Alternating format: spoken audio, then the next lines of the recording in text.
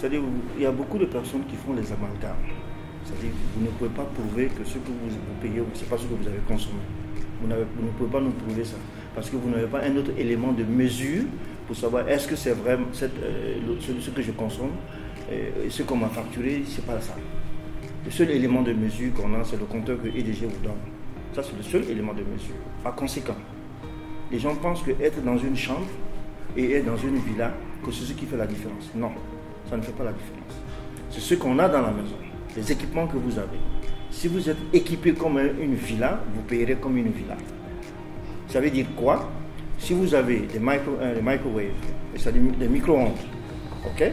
Vous avez des micro-ondes, vous avez des thermoplongeurs, vous avez le fer à repasser, vous avez comment on appelle, les marmites électriques.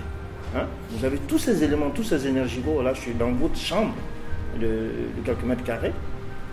Si votre facture arrive, c'est comme une villa, hein? Parce que vous avez toutes les commodités.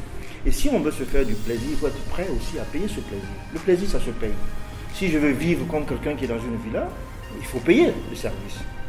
Donc il faut que les gens apprennent à dire que oui, non, pour le moment, je n'ai pas besoin de ça. Pour le moment, je n'ai pas besoin d'avoir un fer à repasser ou un thermoplongeur.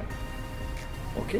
Et vous allez même observer actuellement la vente de charbon. Les gens comparent le charbon à la marmite électrique. C'est-à-dire, un sac de charbon te fait 40-45 000, ça dépend des quartiers. Et la marmite, peut-être au marché à Madina, ça te fait 15 000, 20 000. Et ils te donnent le même résultat. Donc les gens préfèrent aller dépenser une fois 20 000 pour venir brancher, utiliser le courant pour faire les préparations. Et ça, c'est dangereux. Mais puisque actuellement, le cordon douanier ne prévoit pas ces interdictions, disons que les importateurs aussi importent tous les électroménagers de l'Europe qui viennent inonder le marché guinéen. Et voilà, tout le monde s'en sert, on ne sait pas ce que ça fait. Et vous voyez aujourd'hui la situation de l'énergie en Europe. Vous écoutez la radio tous les matins. Okay? Ça devient très critique pour tout le monde, la situation énergétique. Donc c'est la même chose.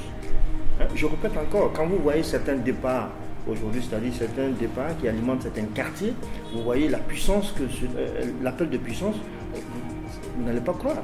Quand je vous dis que le départ Wanindara te fait 15 MW, avec 15 MW, j'alimente tout Cancan. J'alimente tout l'abbé.